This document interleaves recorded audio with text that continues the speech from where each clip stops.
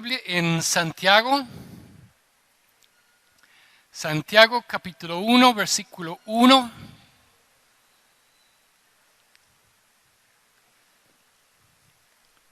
Ahí, después de Hebreos, como Hebreos no sabemos si es de Pablo, entonces Hebreos está entre las cartas de Pablo y las cartas, otras cartas generales hacia el fin de la Biblia.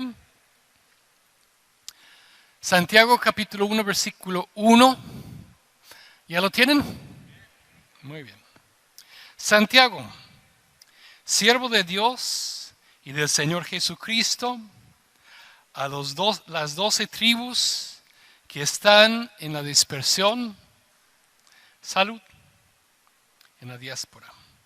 Hermanos míos, tened por sumo gozo cuando os halléis en diversas pruebas, sabiendo que la prueba de vuestra fe produce paciencia.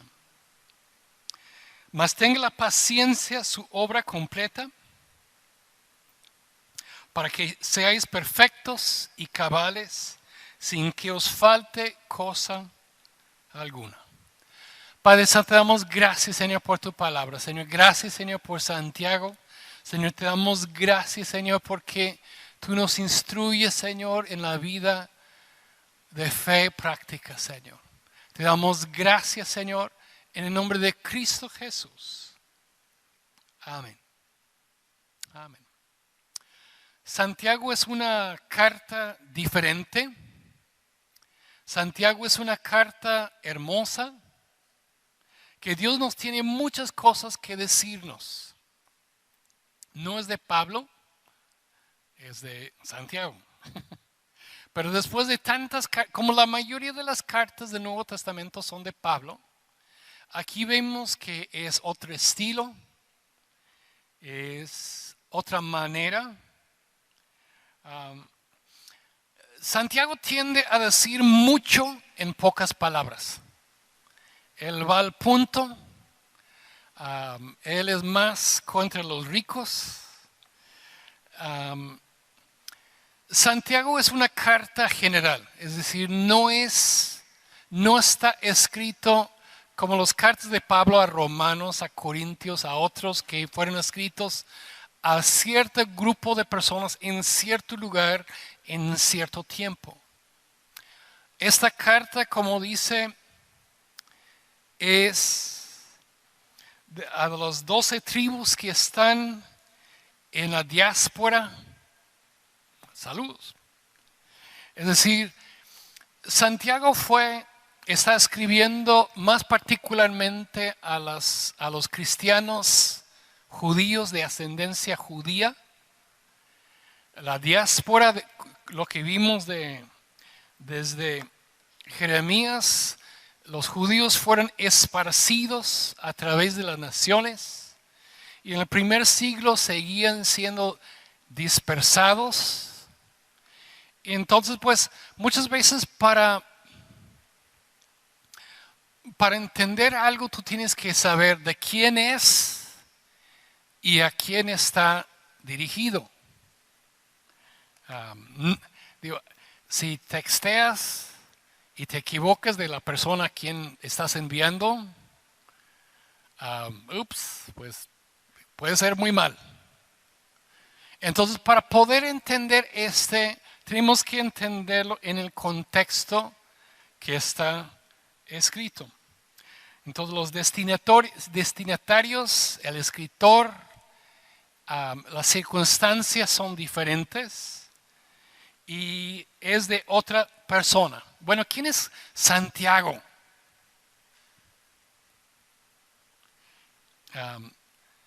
En griego aquí dice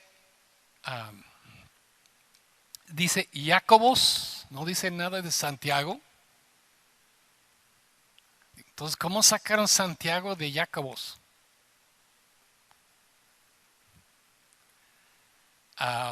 Cuando se translitera, cuando toma algo de un idioma y lo transliteras a otro idioma, a veces sufren cambios. En español es Esteban, en inglés es Steven, en francés es Etienne, pero es lo mismo. Ahí puedes ver algo de similaridad. En hebreo es Jacob, Jacob. En griego es Jacobos, no hay jotas. Y en latín de la iglesia era Sanctus Jacobus. Y pues luego siguieron diciendo Santos Jacobus. Y entonces, pues ahí lo contrajeron cuando lo echaron a perder en español. Llegó a Santiago. Y yo creo que Jacobo en los cielos está diciendo, ¿por qué no me pusieron mi nombre? Pues mi nombre es Jacobo, ¿por qué? Santiago, ¿quién es este? Digo, es mejor un nombre como David. Este es igual es David o David, pues va igual en todos, ¿no? Pero entonces, pues, porque en la Biblia, ¿quién es Santiago? Bueno, sabemos quiénes eran los Jacobes. En el Antiguo Testamento, el hijo de Isaac, el tramposo, era Jacob. En el Nuevo Testamento, uno de los 12 discípulos, uno de los 12 apóstoles, uno de los 3 mayores, era un Jacob. Jacob Zebedeo, hermano de Juan. Pero lo asesinan temprano, es el primero de los apóstoles de ser asesinados. Entonces no es él. Pero hay otro Jacobo en el Nuevo Testamento, que es el hermano de Jesús. Él fue uno de los principales en la iglesia de Jerusalén. Más bien se ve en el gobierno de la iglesia en Jerusalén, él era como el mero mero, porque tienen el concilio de Jerusalén en Hechos capítulo 15 y discuten. Pablo opina de una forma, los judaizantes opinan de otra forma. Habla Pedro, pero la última palabra tiene Jacobo. Entonces él era como el mero mero de la iglesia de los judíos cristianos en Jerusalén. Entonces él está escribiendo a los judíos cristianos esparcidos en todo el mundo. Dice a los 12 tribus, pero pues entonces pues más no sabían dónde quedaban algo de los tribus, pero decir en forma figurada, pues los 12 tribus esparcidos a través del mundo. Y luego él dice, versículo 2, empezando en el contexto, en el contenido de lo que él dice. Primero él se presenta, yo soy Jacobos, siervo de Dios y del Señor Jesucristo. Él y la familia al principio no creían mucho en Jesús, pero él luego vino a ser uno de los principales y él reconoce a Jesús como su Señor. Versículo 2, él dice, hermanos míos, ¿cuántos son hermanos en Cristo? Tener por sumo gozo cuando os halléis en diversas pruebas. ¿Para cuántos de ustedes es un gozo cuando tienen broncas? ¿Para cuántos de ustedes es un gozo cuando tienen pruebas? ¿Para cuántos de ustedes es un gozo cuando tienen pruebas? ¿Para cuántos de ustedes es un gozo cuando tienen broncas? ¿Para cuántos de ustedes es un gozo cuando tienen pruebas? ¿Para cuántos de ustedes es un gozo cuando tienen broncas?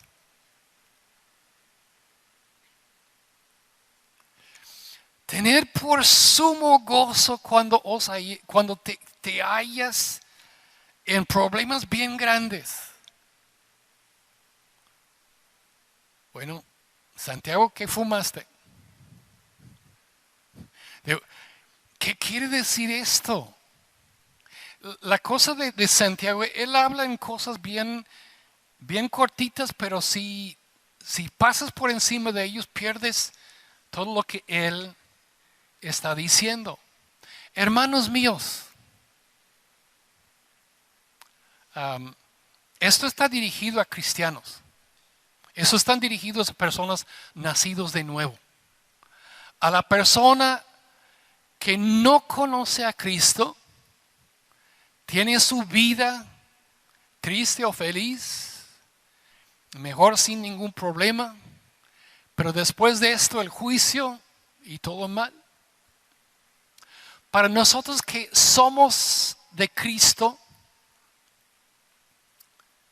esta vida solamente es preparación para la eternidad que viene.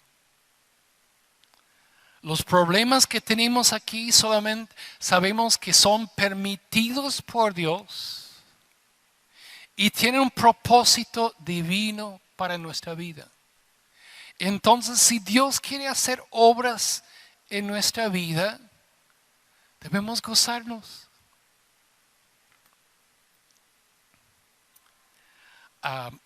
Sí podemos nosotros gozarnos en las pruebas si tenemos una perspectiva eterna como de Dios.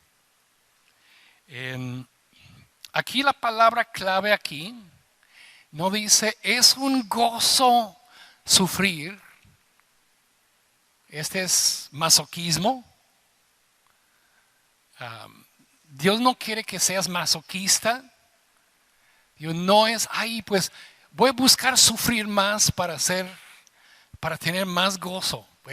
No es lo que Él está diciendo. Hay una de las quejas contra la Madre Teresa era de que ella pensaba que el sufrimiento era algo bueno y prefería que la gente sufriera más no, eso no es bueno. Dice, tened por sumo gozo. No es que es un sumo gozo, sino que debemos nosotros, la palabra en griego significa de estimar, de honrar, significa de valorar, significa de estimar o contar. Debemos nosotros contarlo, debemos estimar lo que sufrimos en Cristo como gozo para el Señor. Pablo en un tiempo, él dice, todo lo que yo antes tenía por sublime, ahora lo estimo por basura. Él antes era muy allegado entre los fariseos. Para él lo mejor que podía hacer era matar cristianos. Y cuando Cristo lo encontró, completamente lo contrario. Hay cosas que cuando tú tienes un sentido pueden valer mucho o pueden valer nada. Cuando vinieron los españoles y conquistaron Tenochtitlan, tenían mucho oro, mataban gente con tal de tener el oro.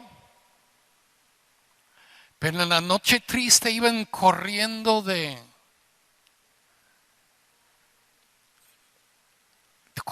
por sus vidas, por los paseos, por los canales, y caen en el agua. Pues el oro, cuando tú lo tienes para gastar, pues es bueno. Cuando tú te caes en el agua,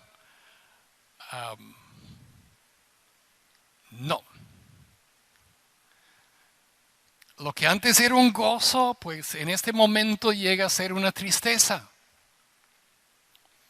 Lo que ahora para nosotros puede ser una tristeza, Dios lo puede convertir en oro. Dios lo puede convertir en algo precioso en los ojos de Dios. Tenemos que reconocer cuál es el valor verdadero. Hay personas que piensan, Dios, es interesante cómo es el ser humano. Hay personas que sufren mucha pobreza, mucha dificultad y pueden deleitarse con cualquier cosa. Y hay personas que tienen mucho, tienen todo y estoy aburrido.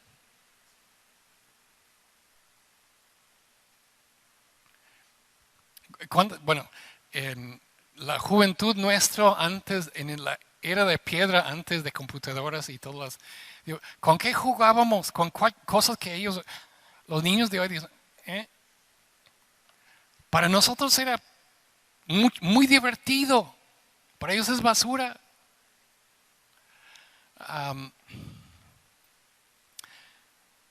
Tenemos que ver lo que nos prepara para la eternidad es precioso. Amén. Qué bueno cuando nos va bien y vemos el favor y la bendición de Dios. Qué bueno. Pero ¿cuántos creen que es más importante lo que nos prepara para la eternidad? Entonces, en esta forma es un tesoro.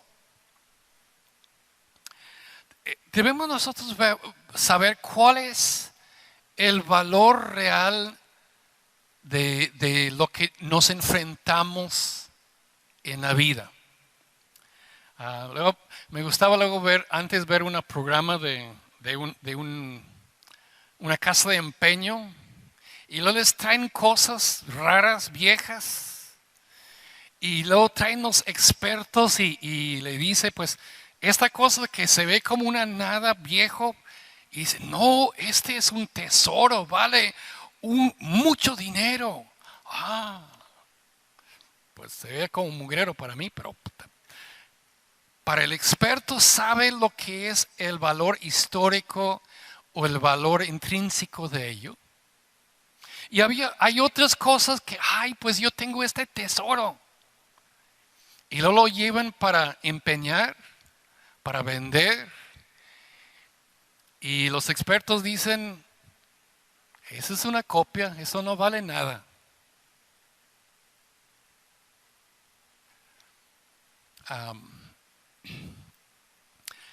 Cuando llegamos a los cielos, necesitamos tener lo verdadero. ¿Cierto? La idea central de esta carta, Jacobo nos está diciendo de lo que necesitamos en la vida cristiana. ¿Cuáles son los valores? ¿Cuáles son los puntos de vista que necesitamos? ¿Cuáles son los peligros que son comunes para todos los cristianos? ¿Cuáles son las cosas que son de mucha importancia para nosotros como cristianos? Dan gracias a Dios que Dios es bueno. Dios no quiere, el sufrimiento que Dios permite en nuestra vida no es castigo. Lo que Dios permite en nuestra vida es para prepararnos, para ayudarnos. Los niños dicen, no, yo no quiero ir a la escuela. ¿Por qué somos tan crueles en mandar a nuestros hijos a la escuela si no quieren? Porque nosotros sabemos que al fin van a estar gozosos de haber pasado por esta tribulación leve y momentánea. Y Dios sabe, Dios permite en nuestras vidas ciertas cosas que son al fin para el gozo. Entonces, si uno tiene el punto de vista no de, ay, cómo me gusta sufrir, sino el punto de vista de gozar en lo que va a ser al final. Entonces, cuando viene la lucha, tú sabes que Dios tiene un propósito en esto para bien. Y podemos nosotros gozarnos. Digo, no es de que es un gozo, sino que lo contamos como gozo. Lo estimamos de que Dios quiere que yo tenga, Dios quiere que yo aprenda una lección para la eternidad. Todo lo que Dios hace, Dios lo hace con propósito. Quizá no lo vemos en este momento, pero Dios tiene el propósito. Digo, José fue llevado cautivo, fue vendido como esclavo, estaba encarcelado, sufrió mucho, pero todo Dios lo estaba preparando para un fin. Y debemos reconocer que cuando tú estás en medio de la historia, tú no ves, pero tú debes saber que Dios tiene un fin para nosotros. Por ejemplo, en Job, tenemos que reconocer que hay pruebas, hay dificultades, hay penas que no son de Dios, es por nuestra propia necedad. Pero hay cosas que Dios usa para su bien. En Job es un hombre que busca a Dios, que ama a Dios. Y de repente todo va mal. Y pierde sus hijos, pierde sus bienes, pierde su salud. Y nosotros sabemos la historia, pero Job no lo sabía.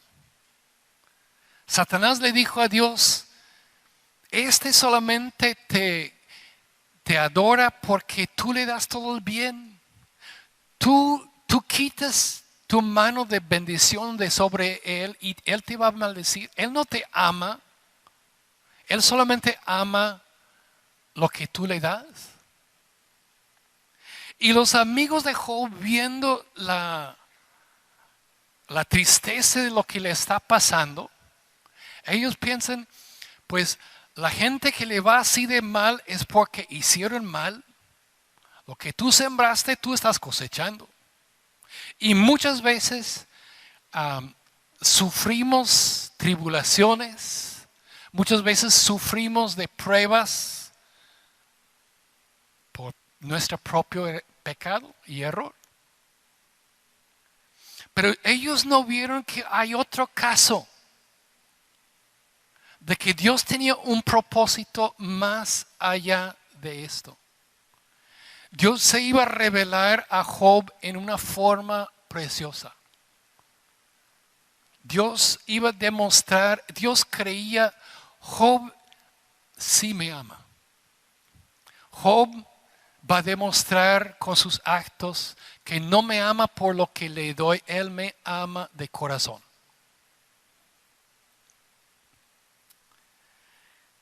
Y Job salió victorioso, tuvo un encuentro personal con Dios, fue fortalecido, fue restaurado.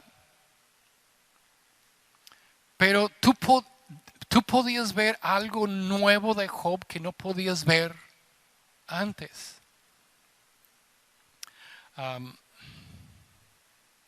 Qué hermoso es cuando Dios dirige nuestra vida.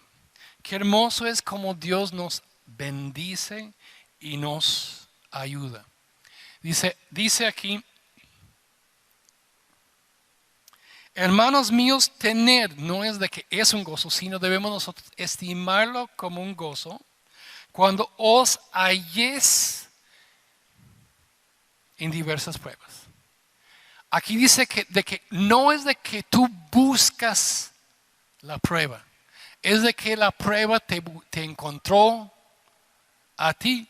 No es por tu necedad que tú te metiste, sino que tú yendo por haciendo el bien, viene la lucha, es parte del camino.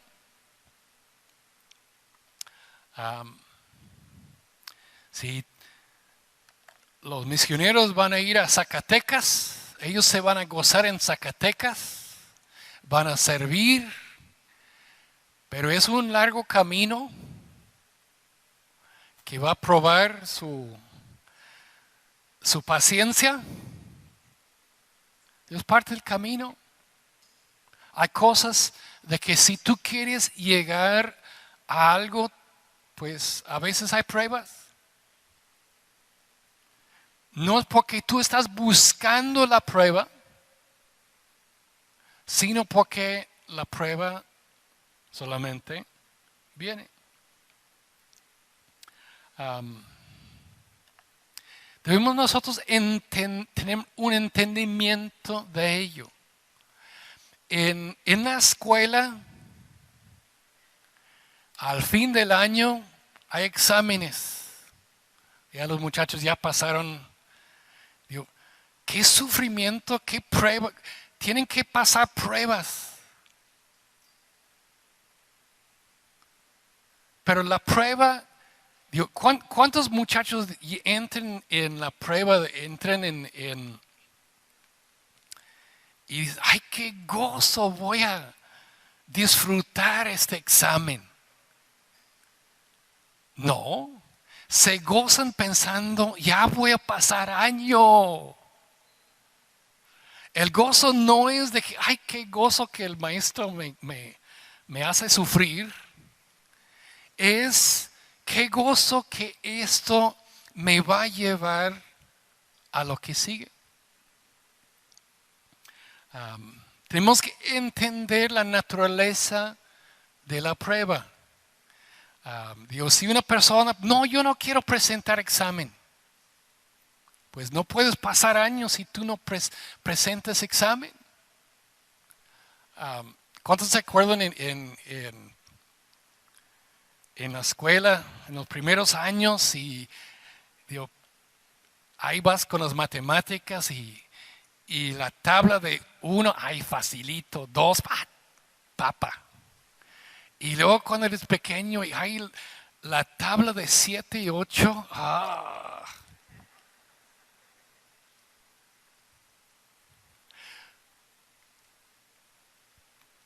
pero necesitas la tabla de 7 y 8 para todo lo que sigue. Y o lo aprendes bien o vas a tener que estar repasándolo todo el tiempo. Bueno, hoy día no, porque nada más lo hacen con la maquinita, pero si no saben hacerlo,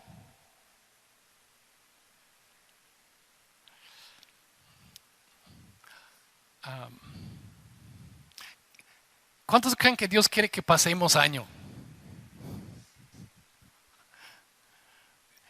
La prueba no es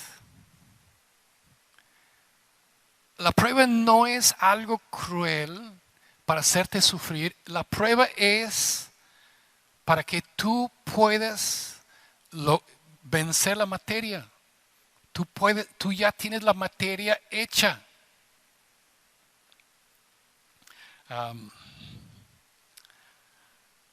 Bueno, en cierta parte nosotros repetimos curso con lo que donde batallamos, ¿no? Yo tengo problemas con la paciencia. Cuando voy manejando,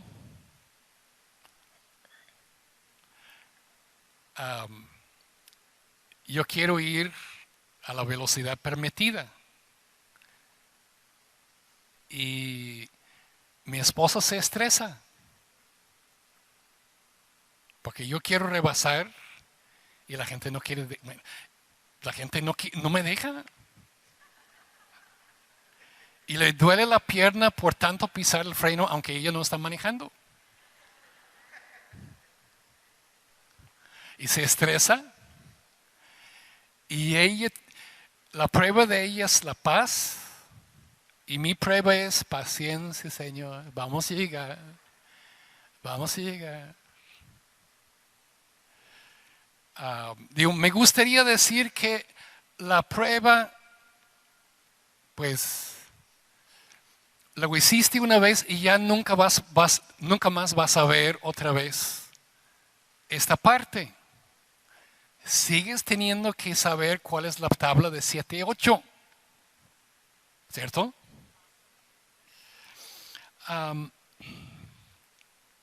Debemos nosotros reconocer, dice aquí, tener por sumo gozo cuando os halléis en diversas pruebas. Las pruebas son diversas. Yo siempre, bueno, mi hermano es matemático y yo matemáticas como que es no cuadran conmigo.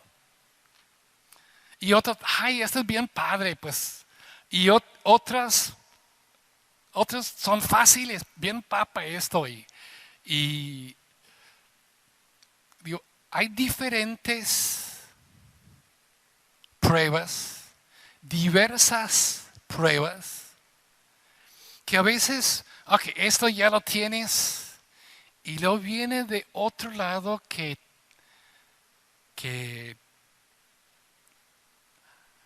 saca 0 en la prueba antes, ¿no? Entonces tenemos que reconocer que tenemos diferentes áreas que Dios nos está probando. Hay diferentes áreas. ¿Cuántos de ustedes Dios te prueba en la paciencia? ¿Cuántos de ustedes hay personas que te irritan?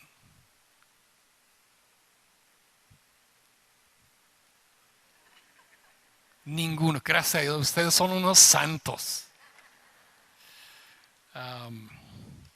¿Cuántos les cae gordo las personas que son infieles, que no te cumplen? Muchas veces el área donde más sufrimos es nuestra área donde estamos presentando examen. Si la persona con mucha paciencia llega 10 minutos tarde, no hay problema. La persona como yo,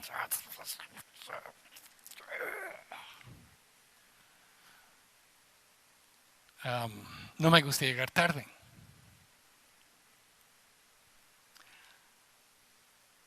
Pero hay diferentes áreas en que quizá, no, pues este es fácil.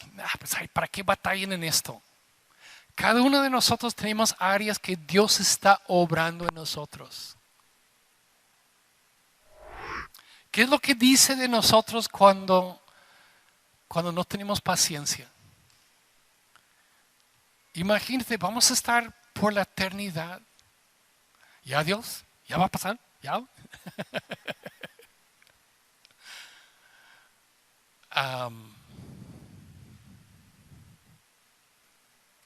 Dios, va a haber de todo en los cielos.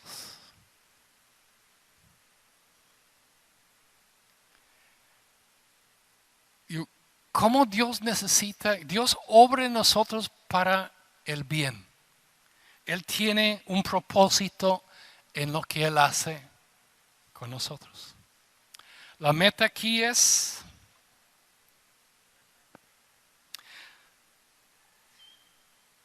que os halléis en diversas pruebas, sabiendo, versículo 3, que la prueba de vuestra fe produce paciencia.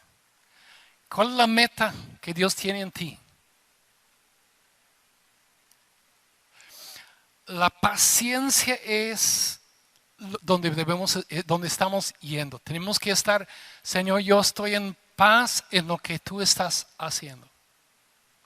En esta cosa que me pega el corazón, Señor, yo aprendo a descansar en ti, dejarlo a ti y tener fe que tú lo vas a resolver.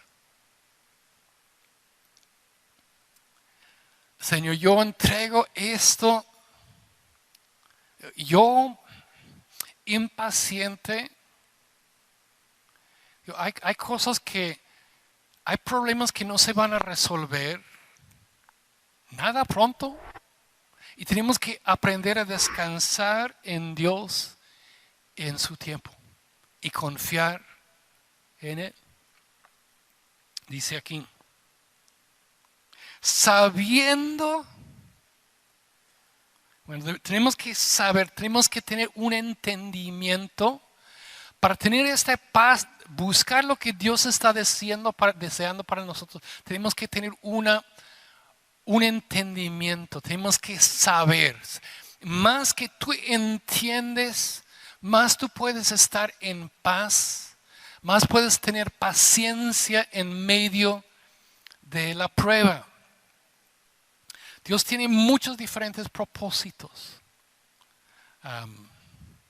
Hay una alarma. ¿Para qué es la alarma? Para prepararte en caso de lo real. Entonces, lo que está sucediendo aquí en nosotros que nos da prueba, nos está preparando para lo real. ¿Cuántos dan gracias a Dios que Dios nos está preparando para la eternidad? En este mundo, lo que el mundo piensa es de que pues la vida perfecta sería una vida sin preocupaciones, con todo el dinero, con diversión, de no hacer nada. Y la gente que tienen esto se suiciden porque no ven propósito para la vida. Nosotros estamos preparándonos para la vida que viene. Y la ilustración más conocida luego de esto es Corrie ten Boom en su libro El lugar secreto. Ella fue una holandesa en la Segunda Guerra Mundial. Su familia y ella escondieron judíos en su casa.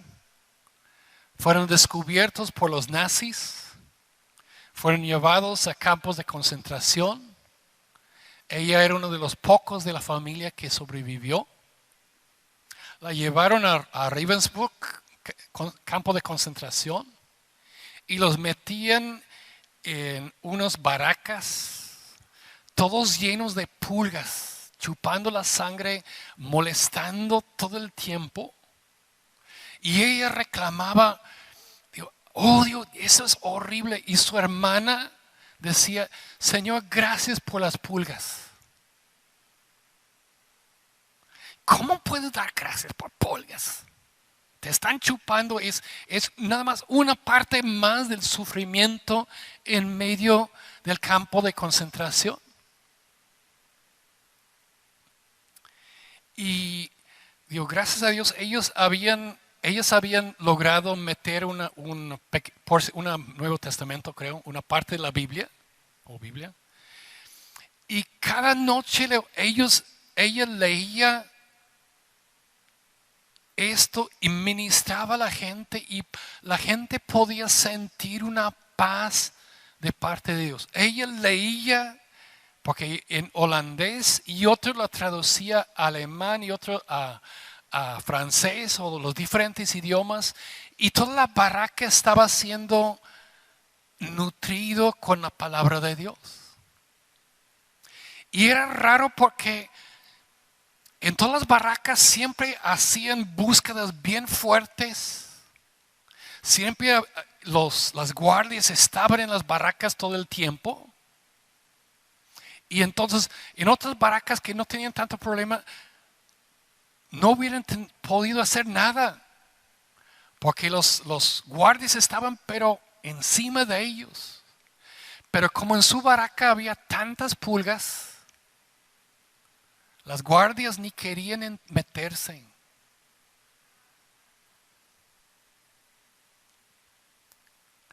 Entonces por fin ella logró entender: Señor, esta prueba de las pulgas tiene propósito. Ella podía entender un poco de la gracia de Dios en medio de un lugar horrible. Y hay desgracias que en medio de la desgracia Dios tiene gracia. Dios puede usar las pruebas con un propósito. Dice aquí: sabiendo que la prueba de vuestra fe. ¿Cuántos saben que hay una prueba de fe? Digo, hay cosas que van y dicen: es oro. Y cae la gota de ácido y se ve que fue plástico, porque se deshace. Es muy fácil decir que tú tienes fe cuando no tienes pruebas.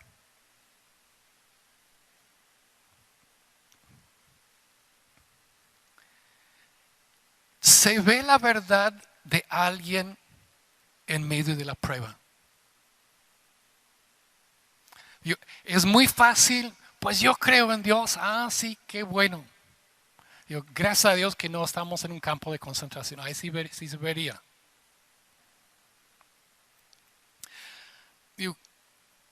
¿Cuántos han gracias que podemos confiar en la provisión de Dios? Cuando hay necesidad y la prueba de confiar: Señor, tú vas a proveer. Y la prueba de la ansiedad esperando y ver que Dios sí proveyó. A otra persona que Dios no proveyó y tienen que someter sus deseos a lo que Dios desea, Dios pide, no lo que nosotros pedimos. Cuando Dios desea, Dios provee. Dios es proveedor, Dios es hermoso. Pero hay veces que Dios dice no. Y si tú dices que sí, pues a ver cómo te sale. Dice: sabiendo que la prueba de vuestra fe no es la prueba de la fe del pastor. Es la prueba. ¿Cuántos saben? En el examen es individual. El coco del clase no puede presentar examen para todos. Es individual. Y la persona que estaba wiri y a la hora o lo sabe o no lo sabe. La prueba de vuestra fe produce paciencia. Siguiente palabra es de producir. Es decir, la prueba hace una obra en nosotros. La prueba que es usado por Dios hace una diferencia en nosotros, nos edifica para bien. Es decir, estamos en proceso. Amén. ¿Cuántos les gusta el proceso? No. ¿Se acuerdan del paso subterráneo aquí, de paso a desnivel aquí? ¿Cuántos disfrutaron este paso de desnivel? Era una súplica, hasta por lugares lejos de donde estaba el triste paso, el tráfico estaba todo atorado. Y era una lata. Pero ahora vas y vuelas para allá, bien rápido pasas por todo. Ahora, qué gozo. Durante el proceso, durante la obra, y luego ahora dicen que quieren hacer otro. Y la gente dice, no queremos obra, no queremos paz. Y a veces así somos nosotros con Dios. Dios dice, voy a hacer una obra que va a hacer tu vida mucho mejor, mucho más empuje en el Señor. Y pues pensamos que va a ser unos cuantos meses y son años.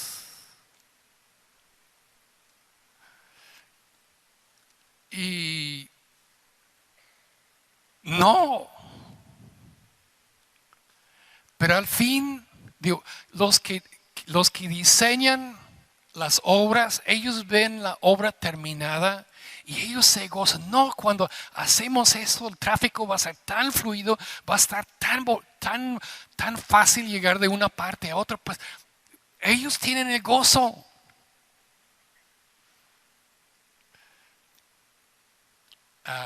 Pasar por el proceso, no tanto. ¿Cuántos dan gracias a Dios que pasaste por la prueba, por el proceso? ¿Cuántos dan gracias a Dios como Dios te ha cambiado? ¿Cuántos disfrutaron los medios que Dios usó para cambiarte? Pero ¿cuántos dan gracias? ¿Cuántos se gozan que Dios te ha cambiado? ¿Cuántos Dios dan gracias a Dios que Dios cambió a personas en tu familia? Aunque ellos estaban, pero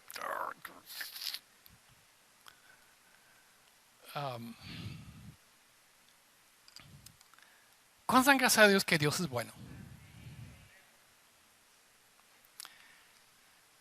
Dios tiene obras que Él va a hacer en nosotros. Yo creo que Dios tiene proyectos. Antes de ir a los cielos, yo voy a tener paciencia.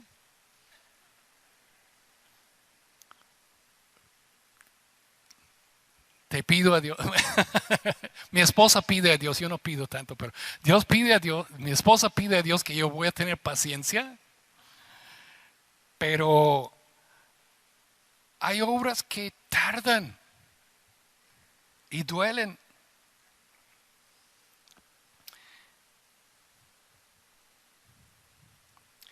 Y la prueba de vuestra fe produce paciencia. Paciencia es aguante, fidelidad, es paciencia en esperar, es longanimidad. Paciencia es de que tú estás bien en medio de una situación que no está bien.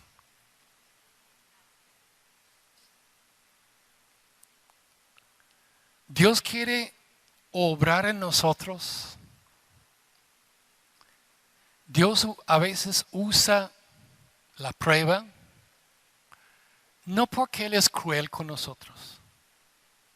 Dios no lo hace para afligir, Dios lo hace para corregirnos. Dios lo hace porque Él quiere algo mejor para nosotros. Dios quiere que nosotros estemos preparados para la eternidad. Y hay veces que estamos tan agarrados de lo material, que Dios tiene que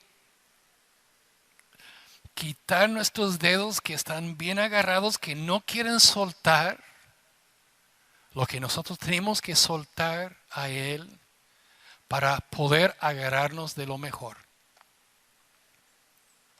Dice aquí versículo 4, para terminar, dice: mas tenga la paciencia su obra completa, para que seáis perfectos y cabales, sin que os falte cosa alguna. La paciencia no es, pues tener concha, no es de que solamente estamos ahí pues aguantando. Dios quiere desarrollar en nosotros su carácter. Dios quiere que seamos perfectos. La palabra bíblica significa, perfecta significa completo, bien terminado, de que seamos terminados en la obra que Él tiene para nosotros. Cabales, que seamos capaces, que no estamos ordenados por nuestras pasiones, desordenados, y de que no nos falte ninguna cosa. Hermanos míos, tened por sumo gozo. ¿Cuántos se gozan en la obra que Dios va a hacer en nosotros? Aunque no disfrutemos el proceso, disfrutamos, gozamos viendo lo que Dios desea para nosotros. Amén. Padre Santo, te damos gracias, Señor, porque tú eres grande con nosotros, Señor. Señor, te damos gracias, Señor, porque hay muchas luchas y pruebas y dificultades que nosotros no entendemos y no entendemos tus propósitos, Señor. Pero danos, Señor, tu fe y confianza y paz para que podamos descansar en ti. Sabiendo, Señor, que la obra que tú has empezado, Señor, tú lo vas a terminar con bien. Señor, te damos gracias, Señor, porque tú vas a hacer grandes cosas. En el nombre de Cristo Jesús. Amén. Amén. Que Dios los bendiga.